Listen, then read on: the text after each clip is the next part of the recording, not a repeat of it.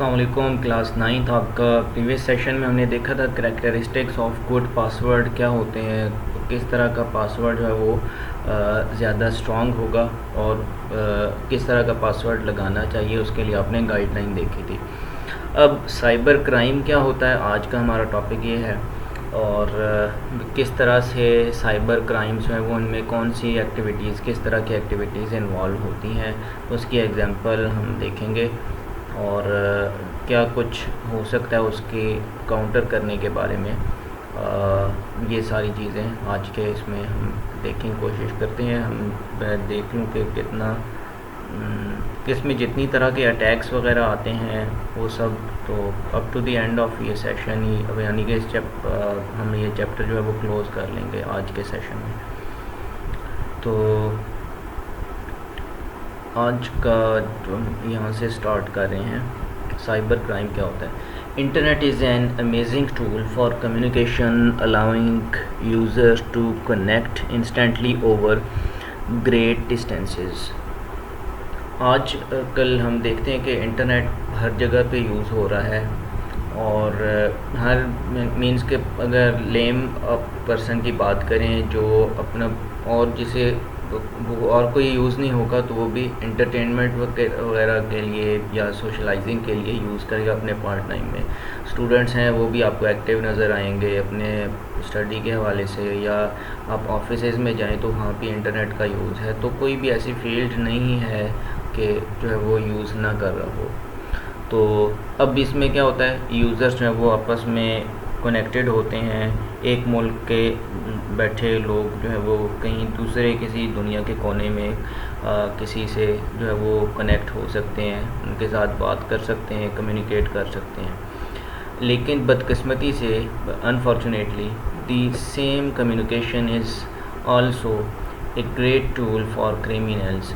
ये ठीक है कि कनेक्टिविटी के लिए सारी चीज़ें, इसकी आसानियां हैं इंटरनेट की वजह से कि आपको जाना नहीं पड़ता किसी मुल्क में। आपको इन्फॉर्मेशन किसी यूनिवर्सिटी कॉलेज के बारे में या पाकिस्तान में किसी दूसरे शहर में चाहिए तो आपको लाजमी है कि वहाँ विज़िट करना पड़े। You have to go to just website या उनका पेजेस वगैरह सोशल मीडिया पे जो भी हों, वहाँ पे आपको इन्फॉर्मेशन मिल सकती है या ईमेल आप कर सकते हैं। लेकिन दूसरी साइड पे बदकिस्मती से ये है कि आपको यही जो कम्युनिकेशन है ये किसका ज़रिया है कि क्रिमिनल्स के लिए ये एक हथियार का काम करता है।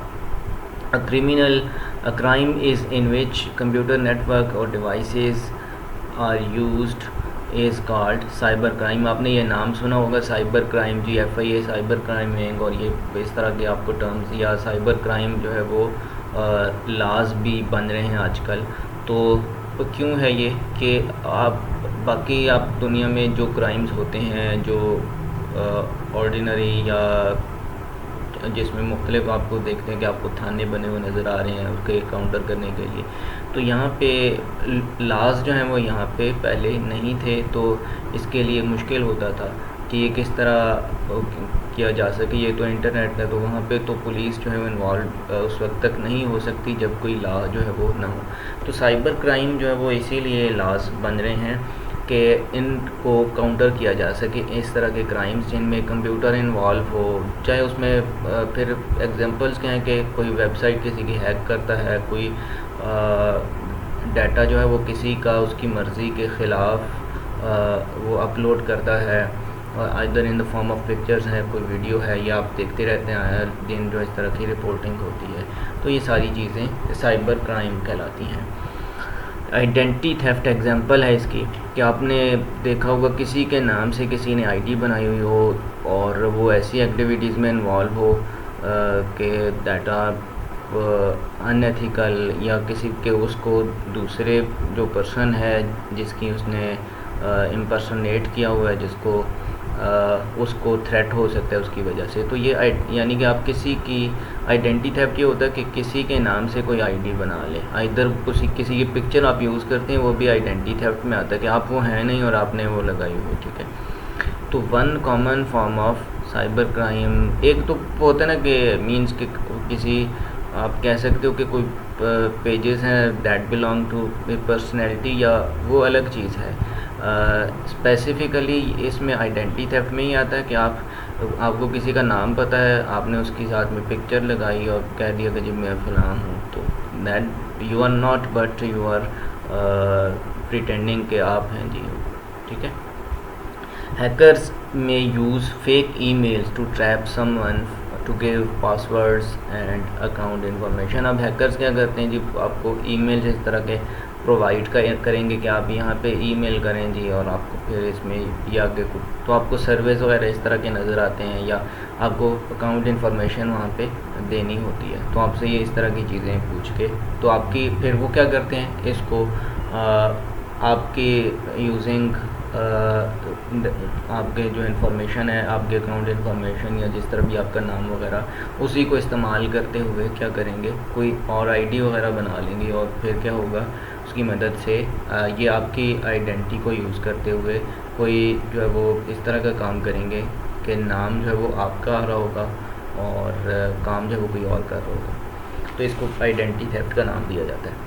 इसके बाद ट्रांजैक्शन फ्रॉड क्या होता है। आप देखते हो ना कि जी सारे पैसे जो हैं वो एक अकाउंट से दूसरे में चले गए, इस तरह के मैसेज, आपका फलां जी नाम निकला, ये हो गया, तो ये ट्रांजैक्शन फ्रॉड कहलाते हैं। Simple financial fraud is another common crime in the online arena.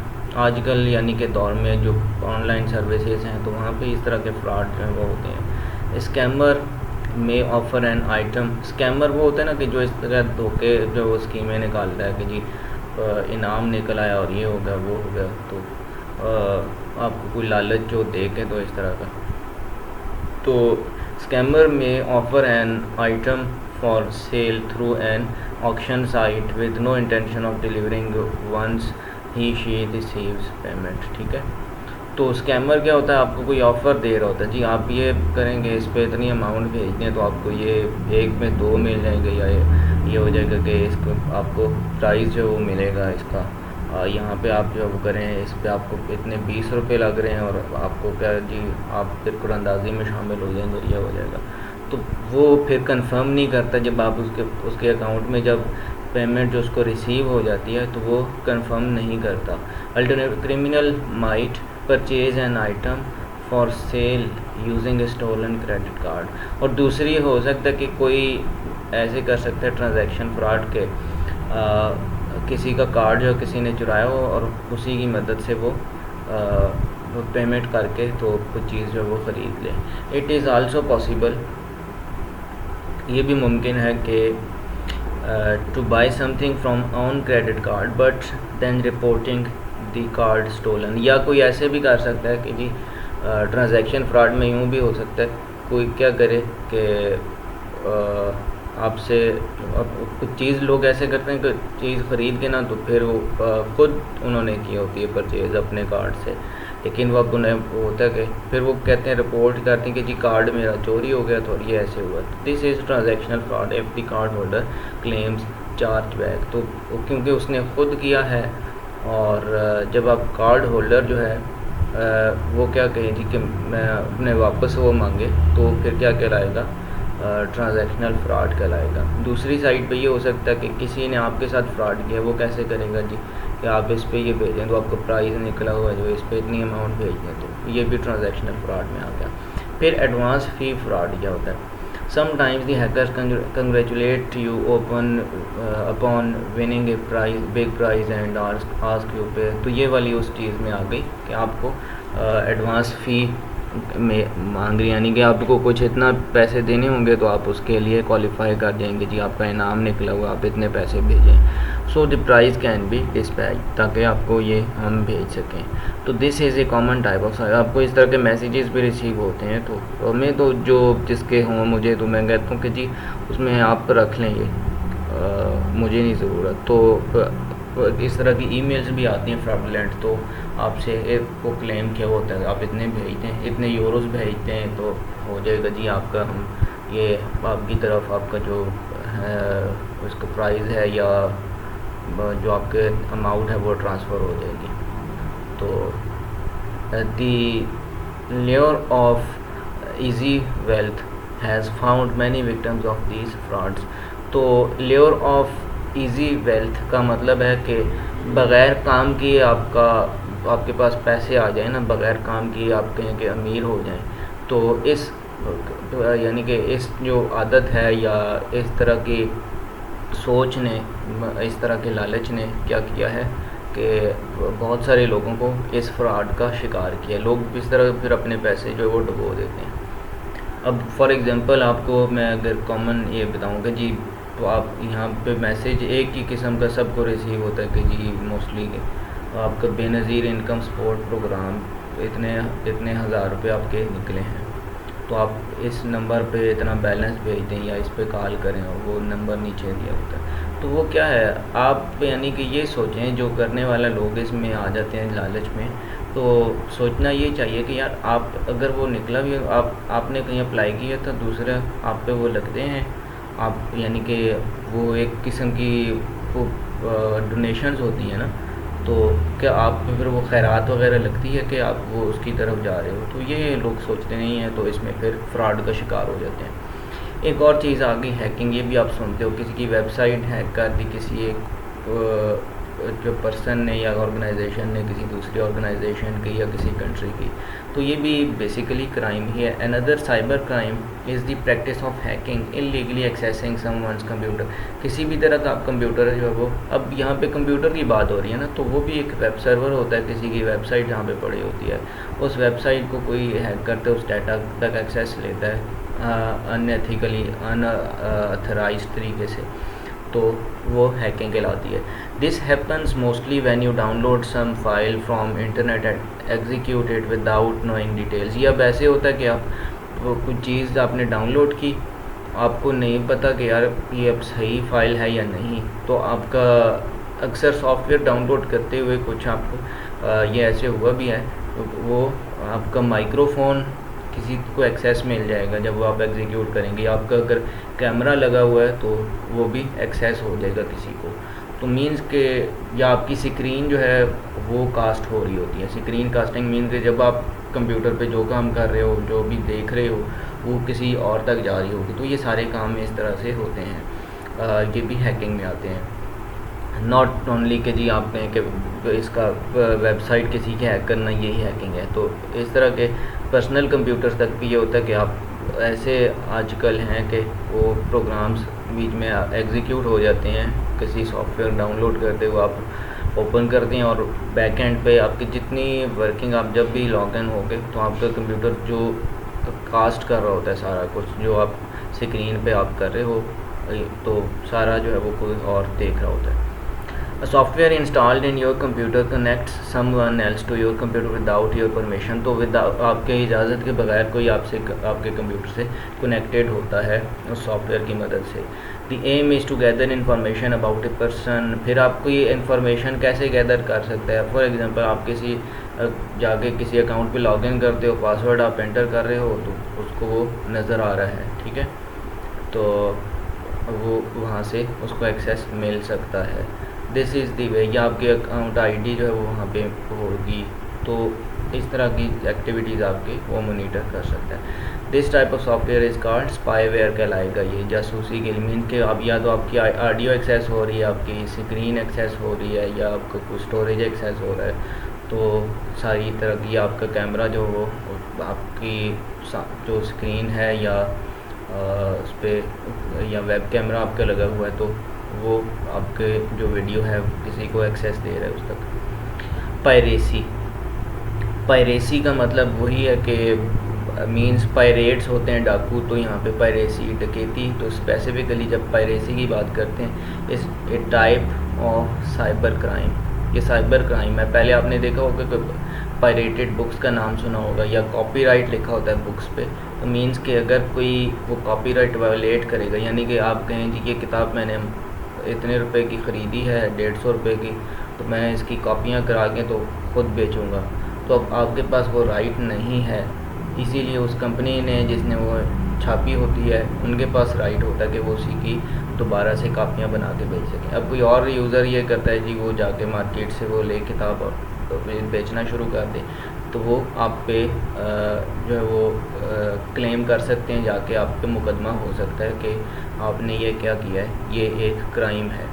तो कॉपीराइट वायलेशन, यहाँ पे जब इंटरनेट पे या कंप्यूटर रिलेटेड या सॉफ्टवेयर से रिलेटेड कहीं पे कोई चीज़ आप वायलेट करते हो कि वो आप उसके विदाउट लाइसेंसिंग यूज़ करते, तो सारी चीज़ें पायरेसी में हैं। Details about piracy already discussed in section, या आप पहले इसके बारे में देख चुके हो।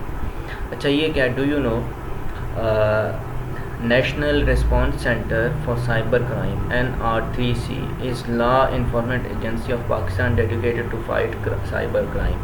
ये national response centre for cyber crime, तो NR3C ये FIA ने ये बनाया हुआ है, इस पे आपको ये मिलेगा, ठीक है। इस वेबसाइट पे जाएंगे तो it is working under FIA, ये वेबसाइट काम कर रही है और ये इस पे आप जाके तो ओपन कर सकते हैं। इस पे आप कोई भी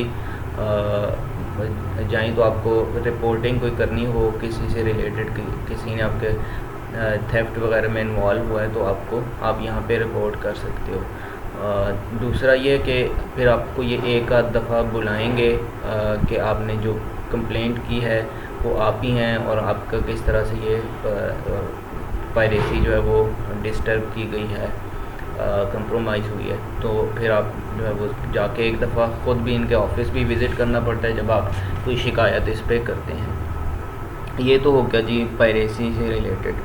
फिर आगे find the categories of cyber crime. अब कैटेगरीज आपने देखनी हो, ये वेबसाइट आप विज़िट करें जाके, फिर आपको पता चलेगा कौन कौन से साइबर क्राइम्स हैं। मेक नोट्स अबाउट ईच, तो आप यहाँ से ये जाके आपने ख़ुद से क्या करना है कि अब मैं आपको ये टास्क के तौर पे दे रहा हूँ कि जाके ये वेबसाइट विज़िट करनी है। FIA के अंडर ये काम करती है, तो फेडरल इन्वेस्टिगेशन एजेंसी उस पाकिस्तान के, और ये जितने भी क्राइम्स हैं जो साइबर क्राइम कहलाते हैं आपको वहाँ पे उनकी लिस्ट मिलेगी। इसके अलावा आप वहाँ पे शिकायत अगर किसी से मुतल्लिक करनी हो कोई, तो वो भी आप कर सकते हैं।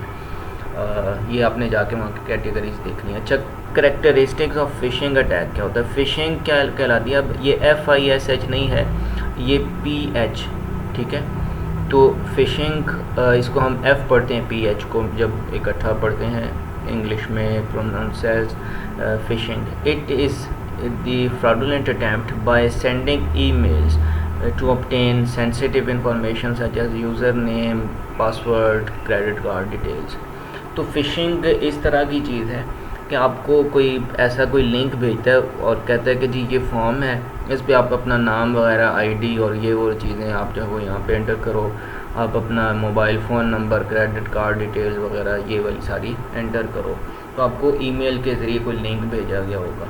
तो ये उसके करैक्टरिस्टिक्स क्या हैं जी? अब फ़िशिंग कहलाती है ये चीज़, और इसकी करैक्टरिस्टिक्स फ़िशिंग ईमेल्स के करैक्टरिस्टिक्स आपको बताए गए हैं। It normally appears as an important notice, आपको ये बड़ा वो लिखा होगा कि ये जी नोट आपका डाटा जो है रिक्वायर्ड और इस तरह के, या अर्जेंट अपडेट या अलर्ट लिखा होगा, ठीक है। The subject of such email is set in a way that email recipient believes that email has come from trusted source।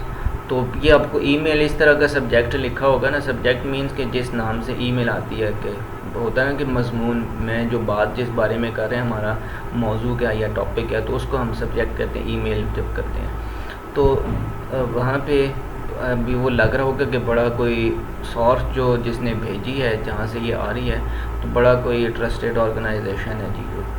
But क्या होता है कि someone try to open your account, change your password. Example जैसे कि आपको इस तरह की ये ईमेल आ सकती है, आप समझें कि जी आपको लगेगा कि सब्जेक्ट में ये चीज़ लिखी होगी, ठीक है, someone try to open your. अब आप सोशल मीडिया यूज़ करते हैं, कहीं पे आपके और अकाउंट्स हैं, सोशल अकाउंट्स हैं, या किसी वेबसाइट पे आपने अकाउंट बनाया हो, तो आपको पासवर्ड चेंज या इस तरह की जब आप करते हो तो आपको एक अलर्ट भी आता है या मैसेज आएगा या ईमेल जो आपने उसके साथ अटैच की हुई है, और वहाँ पे आपको ईमेल चली जाती है कि आपका पासवर्ड जो है वो, या आप इस वक्त आपकी ID जो वो लॉगिन हुई थी।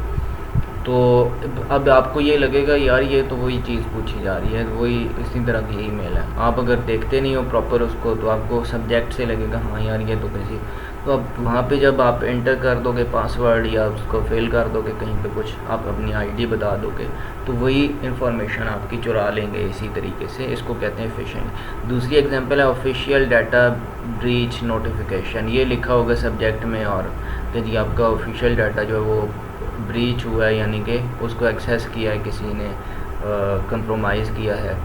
इसके बाद packet delivery at your home address. Packet delivery, अब यहाँ पे क्या मतलब है इसका कि डाटा पैकेट्स की बात हो रही है। आपने प्रीवियस उसमें देखा था जब हम कम्युनिकेशन वाला चैप्टर जिसमें पढ़ते कि डाटा पैकेट्स किस तरह फ्लो करते हैं, तो वो कि जी फिर वो या ऐसे हो सकता है कि जी ये आपने जहाँ पे ये सेंड कर रहे थे वो फेलिंग हो गई है तो उसमें आप ईमेल दोबारा बताएं और इस तरह की चीज़ें, मतन वगैरह कुछ लिखा होगा।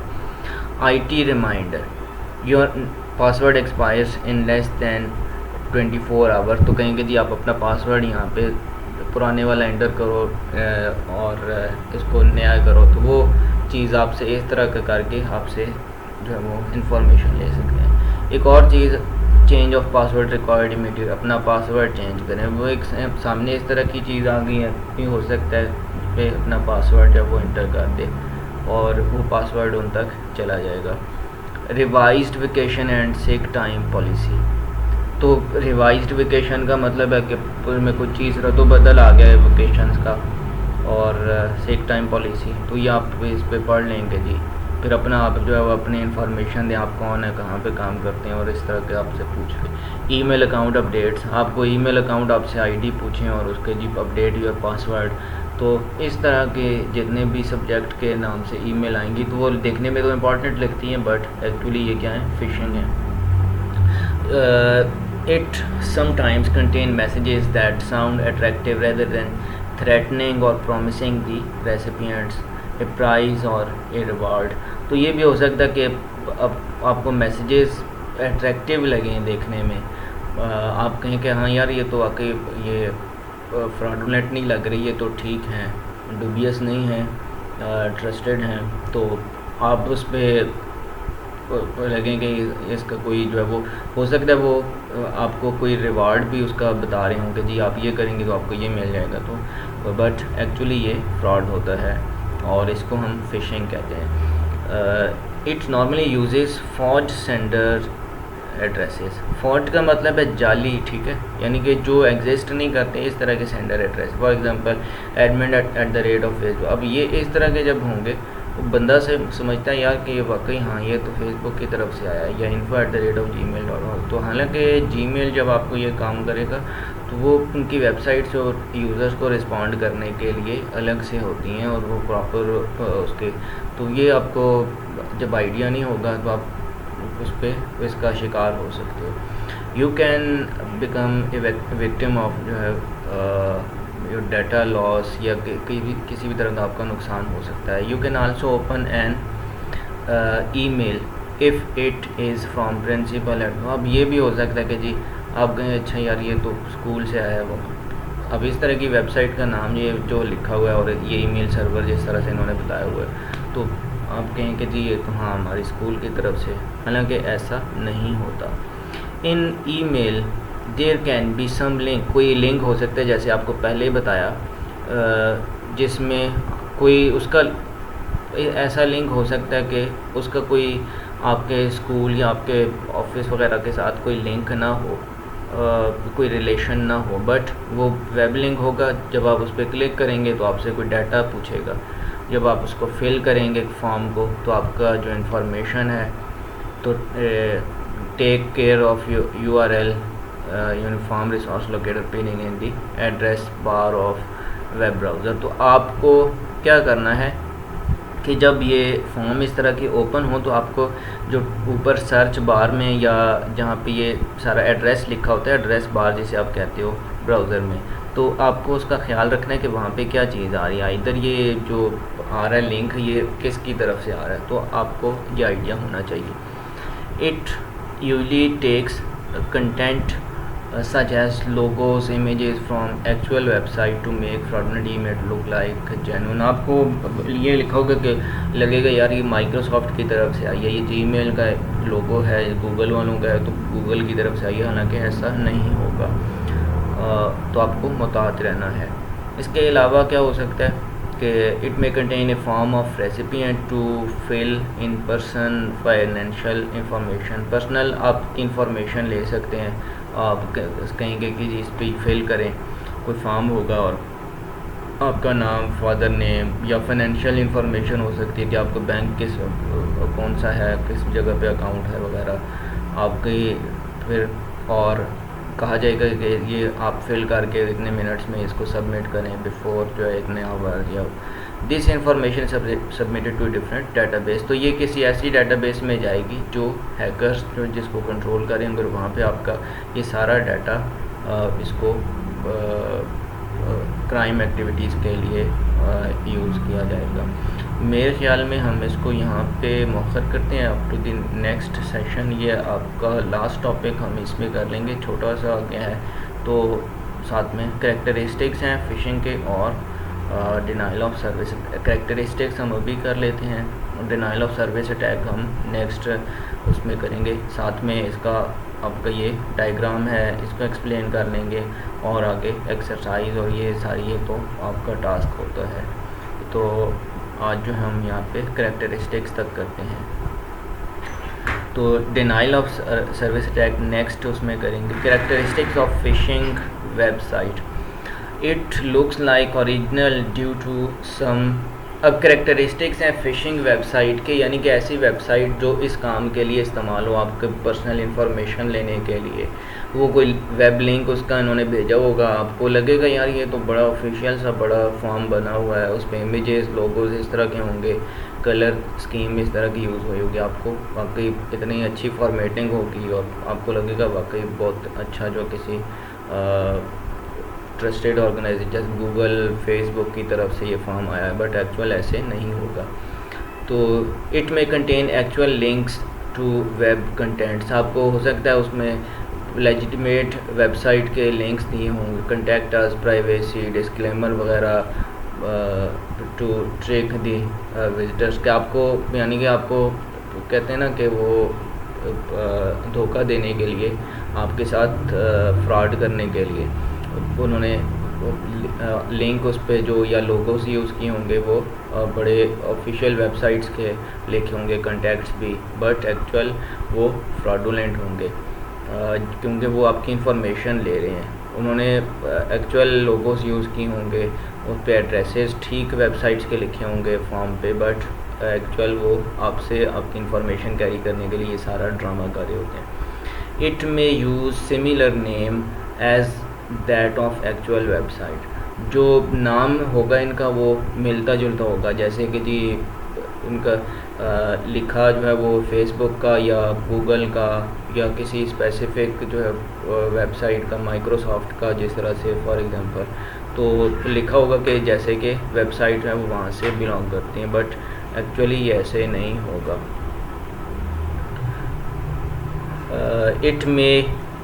it may use forms to collect visitors, तो ये ऐसे होगा कि it may use forms to collect visitors, ये इसके लिए यूज़ हो सकता है कि आपके ऐसे फॉर्म आपको भेजे जाएं, तो मीन्स के पहले हम यही डिस्कस कर रहे हैं ना कि आपसे कोई फॉर्म जो है फिल कराया जाता है, कोई सर्वे हो वगैरह होता है, तो बेसिक आपसे इंफॉर्मेशन ले रहे होते हैं, आपकी वही इंफॉर्मेशन जो है वो डिफरेंट जो है फ्रॉडुलेंट एक्टिविटीज़ के लिए यूज़ होती है।